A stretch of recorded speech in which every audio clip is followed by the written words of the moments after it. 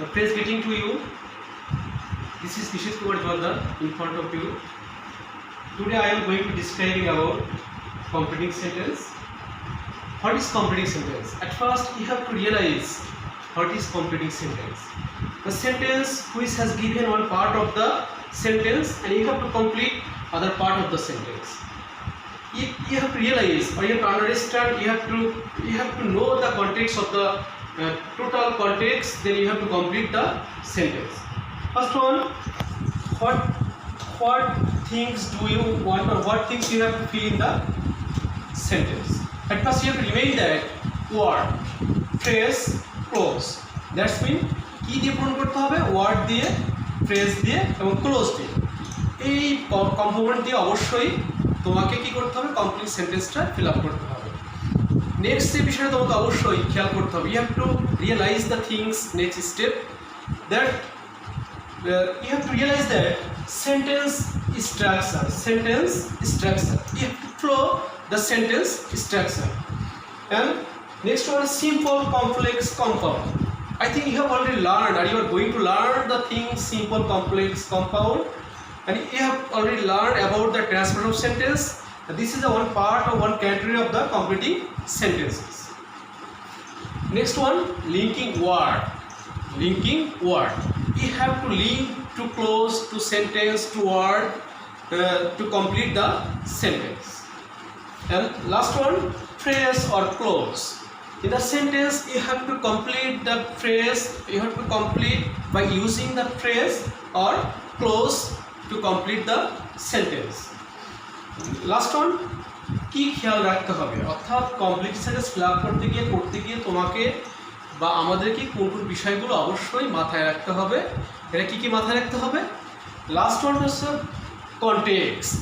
You have to learn about the context. That means you have to learn 4 or 5 sentence and then try to complete the utterance. Because if you don't follow the context of the sentences, you cannot complete the sentence. So you have to complete all those things first of all কি দিয়ে পূরণ করতে হবে, word, phrase, close দিয়ে পূরণ করতে হবে, কি বুঝতে হবে, সেন্টেন্স স্ট্রাকচার বুঝতে হবে, আর কি দিয়ে আমরা অ্যাপ্লাই করবো, ফিল আপ করবো, সিম্পল, কমপ্লেক্স, কম্পাউন্ড দিয়ে ফিল আপ করবো, ইভেন আরও কী দিয়ে ফিল আপ করবো, লিঙ্কিং ওয়ার্ড দিয়ে ফিল আপ করবো, ফ্রেজ বা ক্লোজ দিয়েও আমরা কমপ্লিট সেন্টেন্সটা ফিল আপ করবো।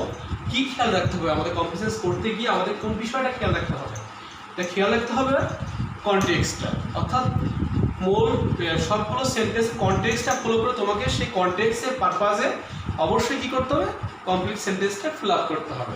Okay dear student, let us start now. First one, it is high time or it is time. It is high time or it is time. It is high time or it is time অর্থাৎ এখনই সময় বা এখনই উপযুক্ত সময়। যদি এই ধরনের কোনো সেন্টেন্স আমাদের বাক্যে দেওয়া থাকে তাহলে অবশ্যই তোমাকে কী করতে হবে, টু প্লাস ভার্ব ওয়ান দিয়ে শুরু করতে হবে। কী দিয়ে শুরু করতে হবে, to plus verb one. That's mean আমি কি বলতে চেয়েছি, টু প্লাস ভার্ব ওয়ান দিয়ে শুরু করতে হবে, অর্থাৎ টু প্লাস ভার্ব ওয়ান মানে হচ্ছে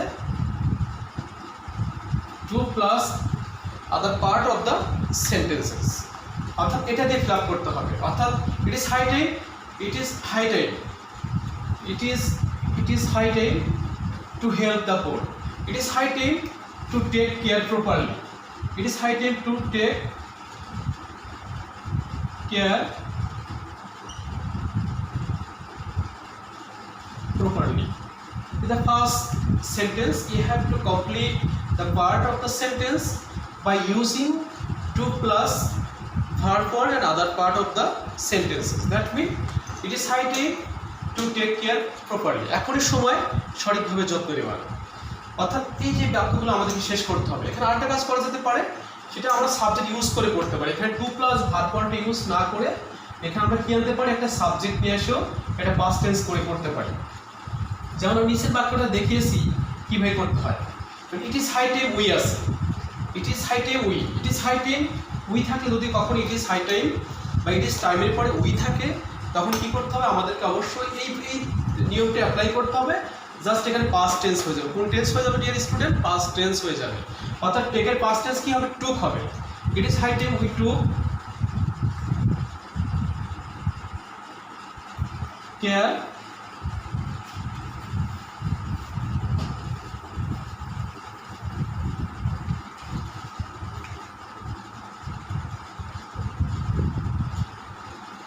our health properly. This is the complete sentence. Here also we given the subject. অর্থাৎ এখানে সাবজেক্ট দেওয়ার কারণে কি করতে হয়েছে, আমাদেরকে এই নিয়মটা অ্যাপ্লাই করছে, জাস্ট এখানে পাস্ট টেন্স করেছে, এখানে টেক ছিল, এখানে টুক করেছে। অর্থাৎ it is high time to take care properly, it is high time we took care our health properly. একটু বাক্যটা একটু ডিফারেন্স করে লিখে দিয়েছে, এটা হচ্ছে বিষয়টা। পরেরটা বলেছে যদি বাক্যে লেস থাকে, লেস থাকলে অবশ্যই আমাদের যে কাজটা করতে হবে, এখানে অবশ্যই একটা সাবজেক্ট প্লাস শুড বা মাইট আনতে হবে। কী আনতে হবে স্যার? একটা সাবজেক্ট আনতে হবে, তারপরে শুড বা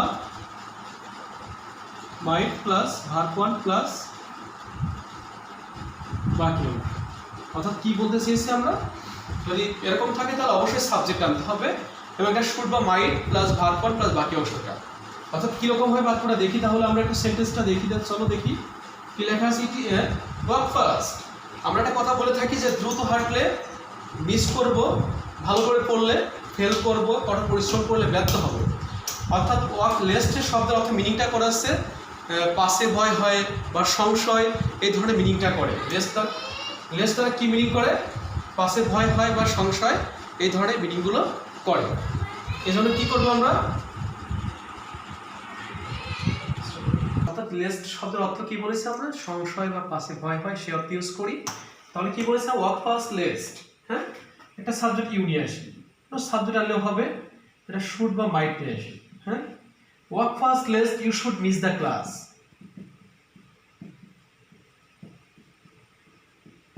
you should miss the class, অর্থাৎ দ্রুত হাঁটো যাতে তুমি ক্লাসটা মিস না করো। অর্থাৎ এই জন্য কী করেছি আমরা, work fast lest you should miss the class. এখানে আমরা যে কাজটা করতে পারতাম, এখানে আমরা সাবজেক্ট অন্য সাবজেক্ট নিয়ে এসে করতে পারো, মাইট নিয়ে এসে কাজটা করতে পারো, কিন্তু অবশ্যই এই ভার্বের বেস ফর্মটা হবে, প্রেজেন্ট ফর্মটা হবে, এটা বলেছি আমরা। এটা গেল। পরেরটা বলেছি যে স্টিচ ইন টাইম, এটা একটা প্রভাব।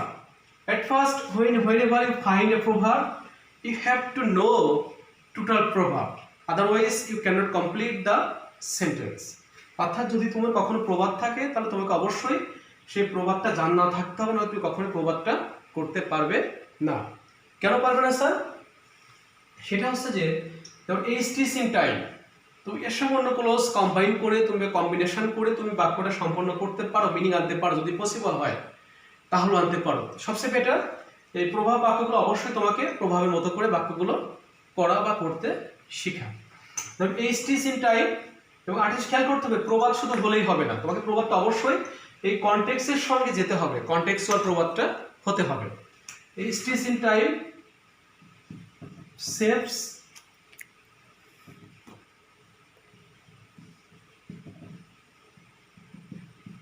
ইন নাইন, অর্থাৎ সময়ের 1 ফল অসময়ের 10 ফল। Next one, dear student, next ওয়ানে যাই একটু আমরা। As he was meritorious, this is a complex sentence, this is a complex sentence. As he was meritorious, যেহেতু সে কি মেধাবী ছিল, যেহেতু সে মেধাবী ছিল, এই জন্য অ্যাস থাকলে সিন্স থাকলে অবশ্যই এখানে একটা সাবজেক্ট কি আনতে হবে, একটা সাবজেক্ট আনতে হবে। As he was meritorious, as he was meritorious, past tense ছিল কি হবে, he got a good job. As he was meritorious, he got a good job. Or as he was meritorious, he got GPA 5. That sentence can be inserted here. Next one, there is a proverb there. I also told you that if the utterance contains a proverb, you have to complete the whole sentence with or by using the proverb, because the অর্থাৎ তুমি যদি পুরো সেন্টেন্সটা প্রভাব, there is A proverb, there goes a proverb, there is a wise saying, there is a saying, তাহলে অবশ্যই এখানে প্রভাব ইউজ করতে হবে। এবং সেই প্রভাব ইউজ করার সময় খেয়াল করতে হবে সেই প্রভাবটা যেন এই কনটেক্সচুয়াল বাকি সেন্টেন্সের পারপাজে যায়, অর্থাৎ বাকি যে সেন্টেন্সগুলো আছে সেই সেন্টেন্সের কনটেক্সে প্রভাবটা ইউজ করতে হবে, শুধু প্রভাব ইউজ করলে হবে না, অবশ্যই খেয়াল করতে প্রভাবের এই কনটেক্সের মধ্যে যেন প্রভাবটা ম্যাচ করে। দেয়ার ইজ এ প্রভাব that, there is a proverb that কি আছে, ধরি আমরা হেলথ ইজ ওয়েলথ, কারণ এটা হেলথ সম্পর্কে বলা আছে, তাই কি করেছি আমরা, হেলথ ইজ ওয়েলথ, অর্থাৎ প্রবাদ কি আছে, স্বাস্থ্যই সম্পদ, এটা চলে গেল। পরেরটা বলেছে যে কখন কোনো সেন্টেন্সে প্রথমে শূন্যস্থান থাকে এবং লাস্টে কোশ্চেন মার্ক থাকে। The sentence which contains first blank and last one is question mark, you have to complete the sentence by using do you. This is very easy. You have to use in the blank do you, then whole sentence will be complete. অর্থাৎ do you use করলে বাক্যটা শেষ হয়ে গেল, বাক্যটা সমাপ্ত হয়ে গেল। অর্থাৎ do you ইউজ করলে do you know this wise say, হয়ে গেল বাক্যটা।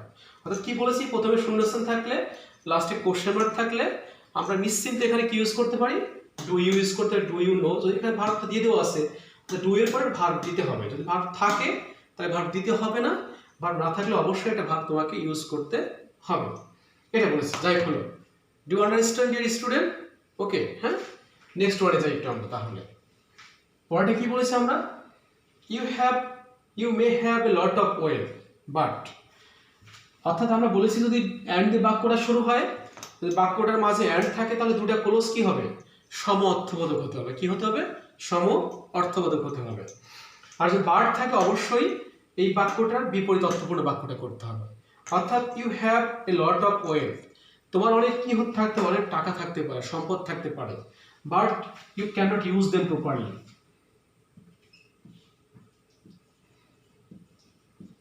cannot use them properly, এটা হয়ে গেল। অর্থাৎ তুমি এখানে অন্য বাক্যগুলো পড়তে পারো, জাস্ট এখানে সাবজেক্ট আনতে হবে, তারপর একটা ভার্ব আনতে হবে, এটা মডাল ভার্ব ইউজ করে যে মিনিং আসে আনতে হবে, মেন ভার্ব ইউজ করে আনলেও সেটা আনতে হবে, হ্যাঁ, মিনিং করতে বাকিটা সব ঠিক আছে। অর্থাৎ you may have a lot of wealth but you can not use them properly. I also told you that you have to understand the sentence, then you try to fill in the blanks by using those rules and regulation. Okay, next one, by using this oil.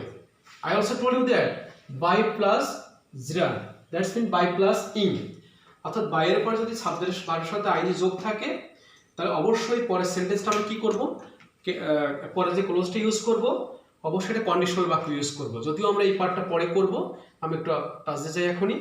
কি বলেছে, by using this well, তুমি সম্পদ ব্যবহার করে কি করতে পারো, subject কি আনবে, একটা সাবজেক্ট নিয়ে আসি। দেখো সাবজেক্ট না থাকলে ন্যাচারালি আমরা সেকেন্ড পার্সন ধরে কাজটা সম্পাদন করি, অন্য পার্সন ধরে হবে তুমি তোমার মতো করে ইউজ করতে পারো। তো বাই ইউজিং দিস ওয়েল, তুমি সম্পদটা ব্যবহার করে কি করতে পারো, you can serve the society.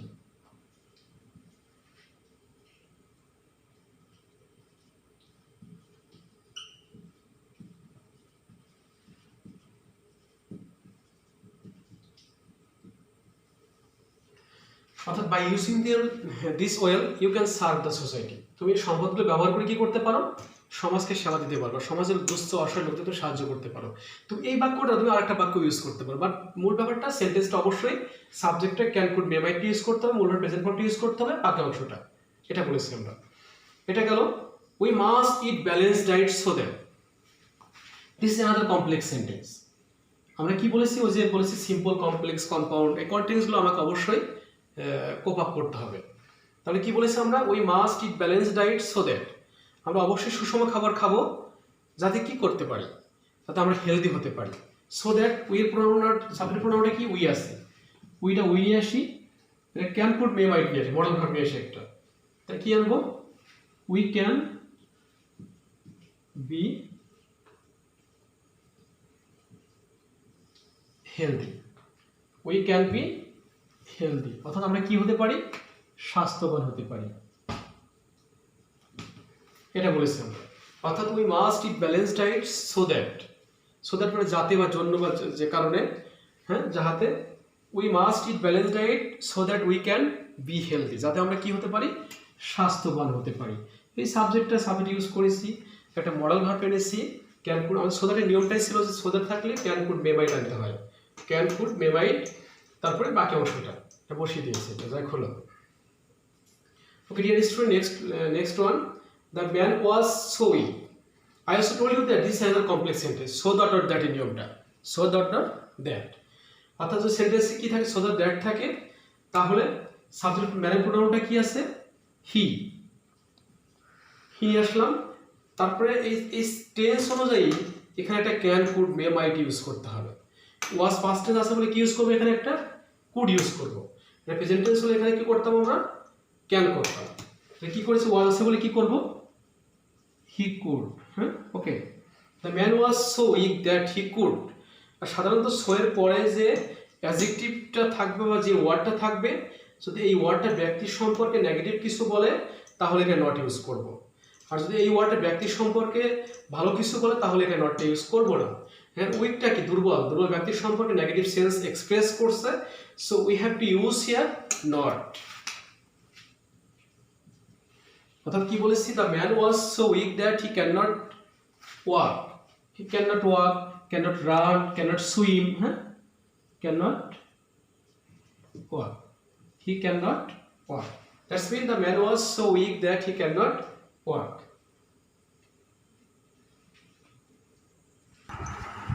Okay, dear student, next one is as if, as though. As if, as though.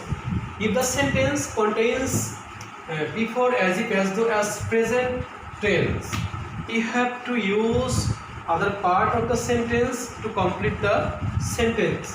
That means he pretends as if. You have to use here subject he. Pretend present tense, you have to pretend as if. He pretends as if. He pretends as if he were a leader, he were a teacher. He pretend as if he were a teacher, he were a learner, he were a mat. Everything will be correct. That's mean he pretends as if he were a mat, he were a teacher, he were a learner, he were a students, he were a leader. Everything will be correct. That's mean in the sentence you have to use here where.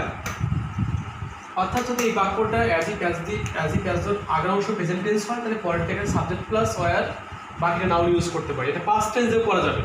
যেমন হি pretend as if he knew everything, he pretend as if he learned the matter. That's a correct. যদি এই সেন্টেন্সটা past tense হতো তাহলে আমরা এখানে কি করতাম? এখানে হ্যাড বিন করতাম, অর্থাৎ ভার্বের পাস্ট টেন্স করতাম। যেমন যদি এখানে মধ্যে হি প্রিটেন্ডেড হতো, হি pretended as if he had known everything. He pretended as if he had known everything. That's mean অর্থাৎ আগেটা প্রেজেন্ট টেন্স হলে আগেটা প্রেজেন্ট টেন্স হলে এটা পাস্ট টেন্স করতে হয়, এটা পাস্ট টেন্স হলে এটা পাস্ট পারফেক্ট টেন্সে করতে হয়। বাকি নিয়মটা এক। পরটা কি বলেছে আমরা? পরটা বলেছে যে cricket is a game. Cricket is a game. I also told you that if the sentence last part of the word is contains a noun, you have to use a relative pronoun who is or that. If the word is a personification or personal noun, you have to use here who. If the word is abstract noun, you have to use here who is. অর্থাৎ এই ওয়ার্ডটা ব্যক্তিবাচক হলে who use করব, বস্তু প্রাণী বা অন্য কিছু বিষয় ইন্ডিকেট করলে কি who is ইউজ করব। গেমটা কি? গেমটা হচ্ছে বস্তু, তাহলে কি ইউজ করবো আমরা? Which. Cricket is a game, which. এটা প্রেজেন্ট টেন্স করা আছে, প্রেজেন্ট টেন্স করবো তাহলে আমরা।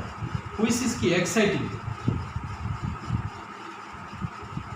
Cricket is a game which is exciting. Cricket is a game which is very familiar. Cricket is a game which is very popular in our country. Every sentence or every utterance will be correct here. 5 years have passed since. I also told you that since. সিন্সের আগের অংশ present tense হয়, পরেরটা past tense করব। আগের অংশ past tense হলে পরেরটা past perfect tense করব, just like as if as though মতো। অর্থাৎ 5 years have passed since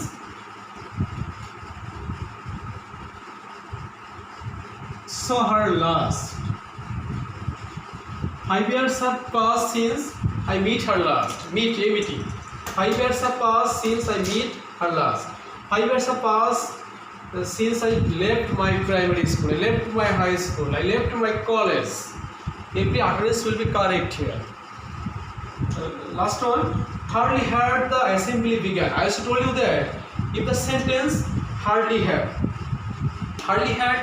then you have to start the first stage of the plan when or before এবং scarcely এবং হার্ড, স্কার্সলি হ্যাড হলে when by দিয়ে শুরু করবো, এবং নো সুন হ্যাড হলে দেন দিয়ে শুরু করবো। বাকি নিয়মটা পরটা পাস্ট টেন্স হবে। কোন টেন্স হবে স্যার? পাস্ট টেন্স হবে।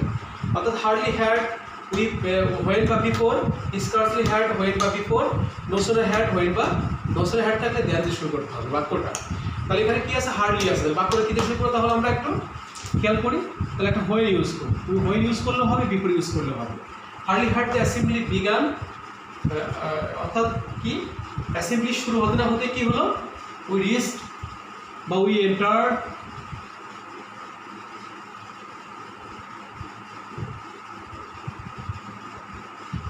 into our school, or we entered into our class. When we entered into our class, the বাক্যটা এখানে এমন হতে পারতো হার্ডলি যেটা রস না থাকতে পারে। তাহলে এমনই বাক্যটা হতো, জাস্ট এখানে কি হতো? এই জায়গাতে আমরা দেয়ার ইউজ করতাম। এটা বলেছে। অর্থাৎ এটা তিনটা টাইপের নিয়মটা। পরটা কি বলেছে আমরা? পরটা বলেছি যে যদি সাল থাকে 1971 is the year, 1952 is the year, 2020 is the year, এরকম হতে পারে বাক্যটা। তখন কী করবো আমরা? হোয়েন দিয়ে শুরু করবো। 1970 is the year when, এটা হিস্টোরিক্যাল সাল। হিস্টোরিক্যাল সালে অবশ্যই আমাদের সালের সঙ্গে মিলে বাক্যটা সম্পাদন করতে হবে। 1970 is the year when Bangladesh became independent, Bangladesh got independent.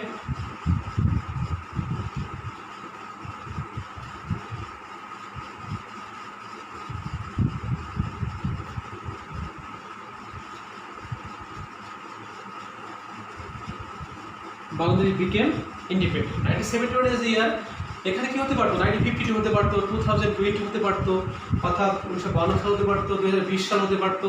ধরুন জাস্ট এই বাক্যটির সঙ্গে মিলাই বাক্যটা আমরা এখানে সম্পাদন করতে হবে। এটা বলেছি।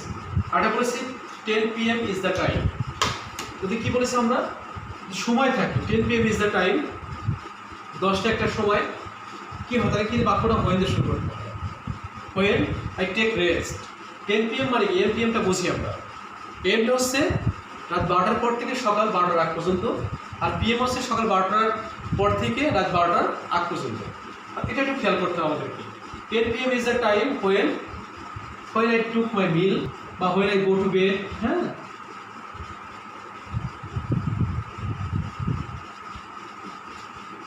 বা when I took my dinner, বা when I took rest, when I go to bed, একটা বলে বাক্যটা হতো। দ্যাটস অল ডিয়ার স্টুডেন্ট, আজকে এই পর্যন্তই থাকলো। কালকে আমরা বাকি পার্টটা করব। কালকে কন্ডিশনাল সেন্টেন্স নিয়ে কাজটা করব। এটা একটা বড় একটা অধ্যায়, আর একটা ক্লাস আমাদের লাগবে। নেক্সট ক্লাসটা করব। সবাই ভালো থেকো। না বুঝতে পারলে আমাকে কমেন্টে জানাবে, আমি অবশ্যই আবার রিপ্লাই করব, সবাইকে বুঝিয়ে দেবো। Thank you dear, good by.